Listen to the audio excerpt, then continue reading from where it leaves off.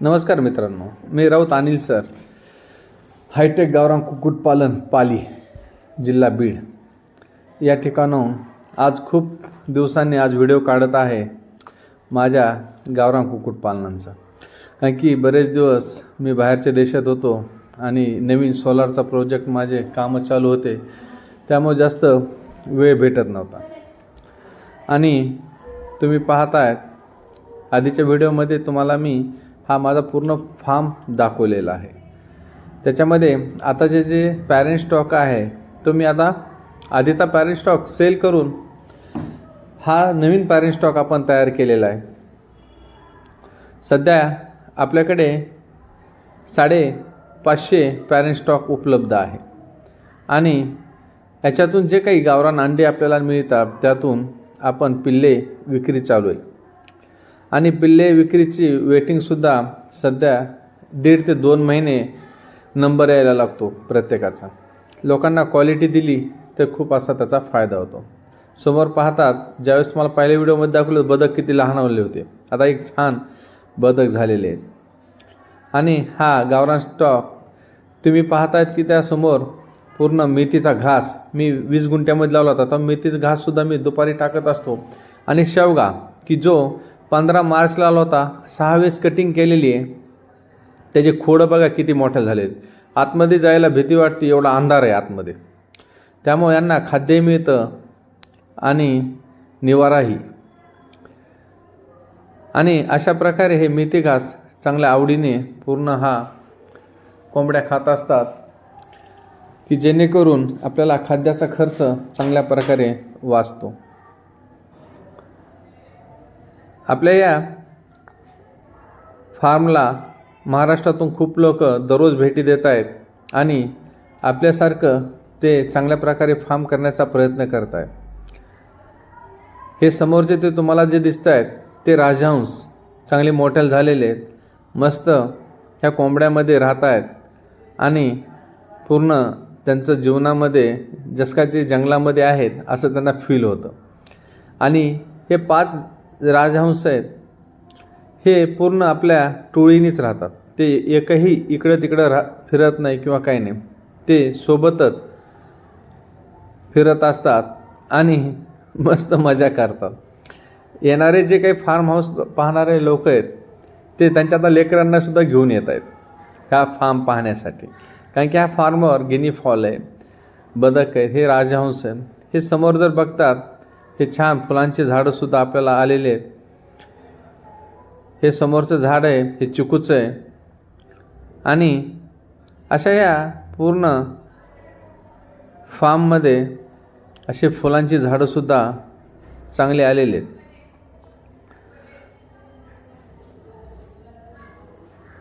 हे आमच्या फार्मवर एक कबूतर आहे, जे मस्त एक 1.5 महिना झाले हे कबूतर आहे. याच्यामध्येच असतं, याच्यामध्ये आतमध्ये सुद्धा कोंबड्या असतात. त्या कोंबड्यामध्ये जे कबूतर राहते अजून एक 4-5 कबूतर येणार आहेत. त्याच्यानंतर यांची एक चांगली ग्रुप तयार होईल. हा गावरान कोंबडा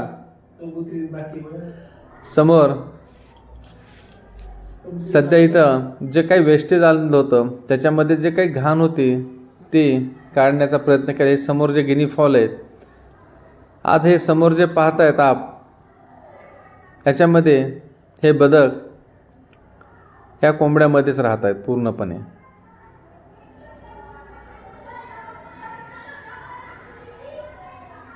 असं हे मस्त वातावरण माझ्या हायटेक गावरान कुक्कुटपालन फार्मचं. हे समोर जे बघितले आपण लहानपणी तुम्हाला आणले दाखवले ते जर्मन शेपर्डचे 2 फिमेल्स आता एवढ्या मोठ्या झालेल्या आहेत. ह्या फिमेल्स अजून एक 3 ते 4 महिन्यात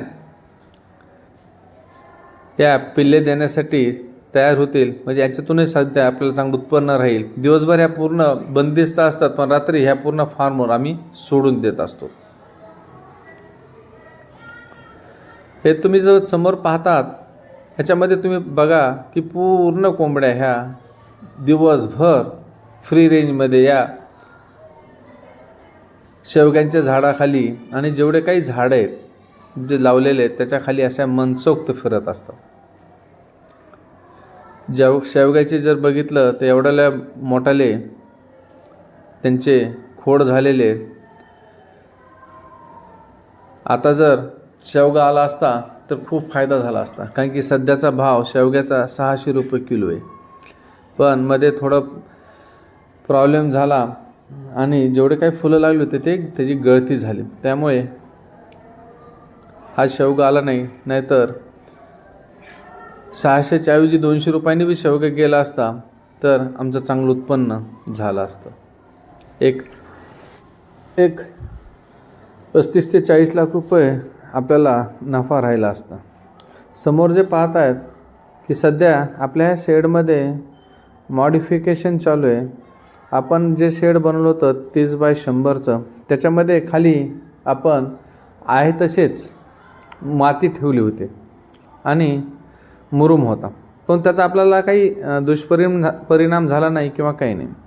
परंतु आज आपण ह्या शेडमध्ये कोबा करत आहोत पूर्ण सिमेंटचा, आणि ह्या मशीनद्वारे करत आहोत. कारण की जर आपण पूर्ण लेबर लावून ते केलं असतं तर आपला वेळ गेला असता आणि एका दिवसात कोबा होणं खूप गरजेचं असतं. त्यामुळे आपण ही मोठी मशीन लावलेली.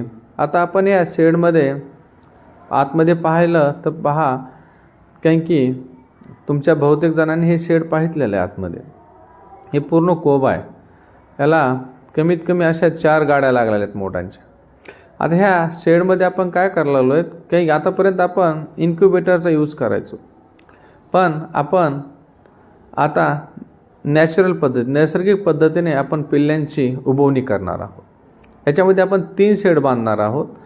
त्या 3 भाग करणार आहेत ह्या शेडमध्ये.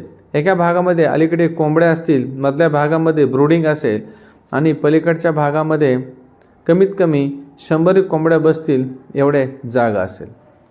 म्हणजे सांगायचं तात्पर्य काय की आपल्याला इन्क्युबेटरच्या माध्यमातून पिल्ले काढलेले त्यालासुद्धा खूप वेटिंग आहे. पण मी आता नवीन प्रयोग करत आहे, कारण की मी सुद्धा नॅचरल पद्धतीने पिल्ले काढू शकतो का, ते सक्सेस होतात का, किती सक्सेस होतात, त्याच्यानुसार ह्या 15 तारखेपासून 15 डिसेंबरपासून आपण ते काम सुरू करणार आहोत. ज्यावेळेस तुम्ही पुढच्या वेळेस माझ्या शेडवर येताल त्यावेळेस तुम्हाला ह्या शेडमध्ये 3 कंपार्टमेंट असलेले दिसतील. एक कोंबड्यांसाठी, दुसरं ब्रूडिंगसाठी आणि तिसरं फक्त नॅचरल पद्धतीने तिथे कोंबड्या बसलेल्या असतील अंडी उबवण्यासाठी, पिल्ले काढण्यासाठी. त्यामुळे आपण एवढा खर्च करत आहोत. आणि निश्चितच मला माहिती आहे की मी त्याच्यामध्ये नक्कीच यशस्वी होणार आहे. आणि हा माझा प्लॅन जो इन्क्युबेटरच्या ऐवजी नॅचरल पद्धतीने, नैसर्गिक पद्धतीने आपण ज्यावेळेस आपण हे करतो त्यावेळेस आपण त्याच्यामध्ये सुद्धा यशस्वी होणार आहोत. त्यामुळे निश्चितच तुम्हालासुद्धा ते आवडेल की नॅचरल पद्धतीने 50-60 कोंबड्याच्यापेक्षा जास्त इथं बसलेल्या असतील. ह्या खूड झालेल्या कोंबड्या अशा डब्यात सध्या बसतात. आपल्याकडे 70-80 कोंबड्या आहेत की ज्या सध्या खूड झालेल्या आहेत आणि त्या अशा उठत नाहीत. आणि जर याच्यापासून जर अशा त्या अंडेही देत नाहीत, त्याच्यापेक्षा आपण त्यांना जर नॅचरल पद्धतीने अंड्यावर जर बसवलं तर निश्चित त्याचा फायदा होईल. त्या दृष्टिकोनातून हा आपला प्रोजेक्ट चालू आहे. आणि तुम्ही जर समोर पाहता ही कोंबडी उठत नाही आहे, म्हणजे पूर्णतः खूड झालेली आहे. आणि ह्या प्युअर गावठी गावरान कोंबड्या ह्या अशा खूड झालेल्या असतात आणि त्या बसल्या तर उठत नाही आहेत. हे जे आपण कोंबड्यांसाठी केलेलं खाद्याचं आणि पांड्यांचं व्यवस्था आहे, याच्यामध्ये कोंबड्यांना अंडे देण्यासाठी आणि बसण्यासाठी सुद्धा व्यवस्था आहे. हे असं ही खालच्या साईडची जागा आहे की ज्या ठिकाणी तुम्ही पाहतात की शेवगा एवढा मोठा झालेला आहे. 6 वेळेस कटिंग करून सुद्धा हा मोठा झालेला आहे. त्यामुळे त्याचे खोड एवढे मोठे झालेले आहेत. आता ह्याला चांगली फुलं आलेले आहेत. हे अंजीरचं झाड सध्या याला अंजीर चांगल्या प्रकारे येत आहेत.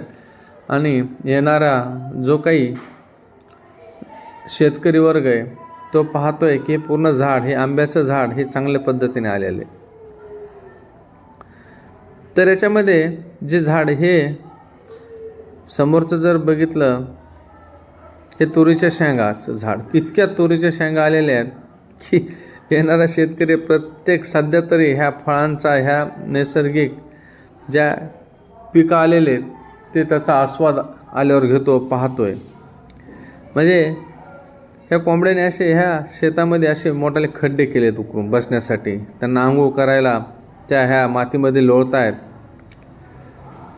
आणि जेणेकरून त्यांच्यावर जे वाप, पिसू हे जे वेगवेगळे जे आजार होतात ते होत नाहीत, जर त्या नॅचरली त्या पूर्णतः त्या मातीमध्ये पूर्ण अंगावर ते माती घेत असतील. त्याच्यामुळे खाली एवढे पाहता एवढी जास्त घाण राहिलेली नाही किंवा काही नाही, कारण की पूर्ण कोंबड्या पूर्ण परिसरामध्ये फिरत आहेत.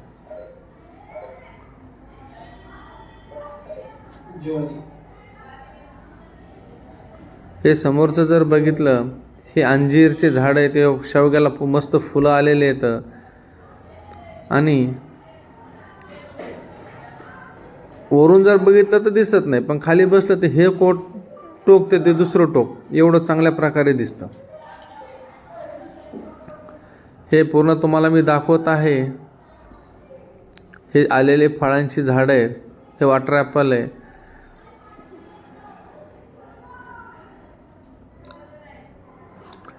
हे पूर्ण आपली राही जांभळ आहे, मोठी आली चांगली, त्याला कटिंगला आली ती सध्या आता.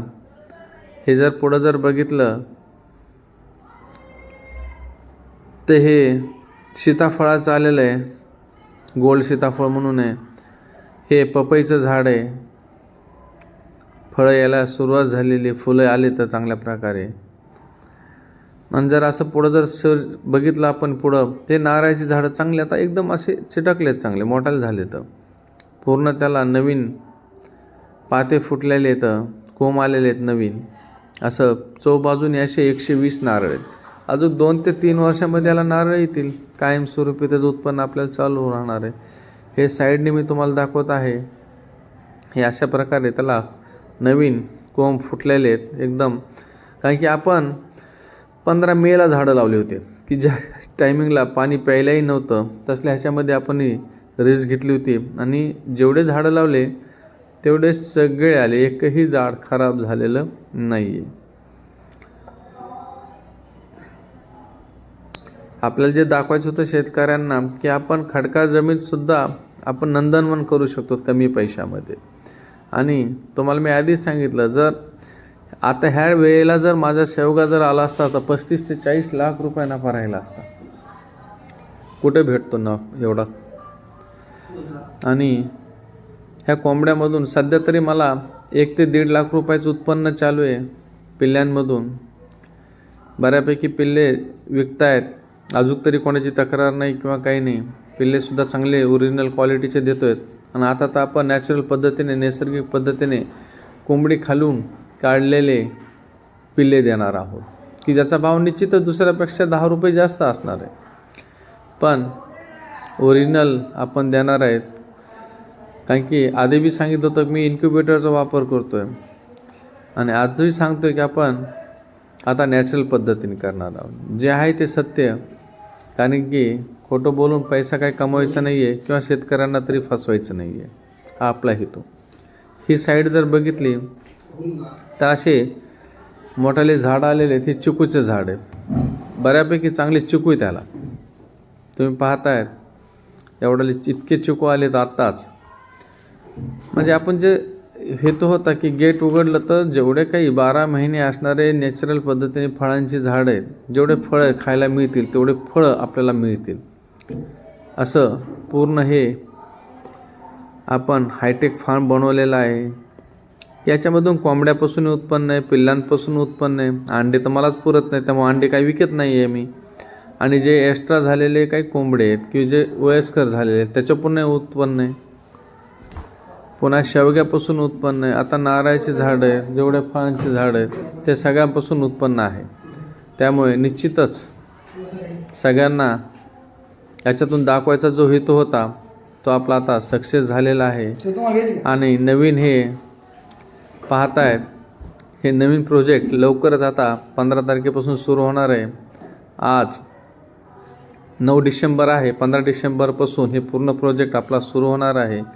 हा हायटेक फार्मला तुम्ही नक्की भेट द्या, एकदा पहा, निश्चितच तुम्हाला चांगलं वाटेल. तुम्ही कधीच असा फार्म पाहितला नसेल. एवढा मस्त फार्म मी बनवलेला आहे की उत्पन्नाचं साधन म्हणून. तर नंतरच्या व्हिडिओमध्ये धन्यवाद.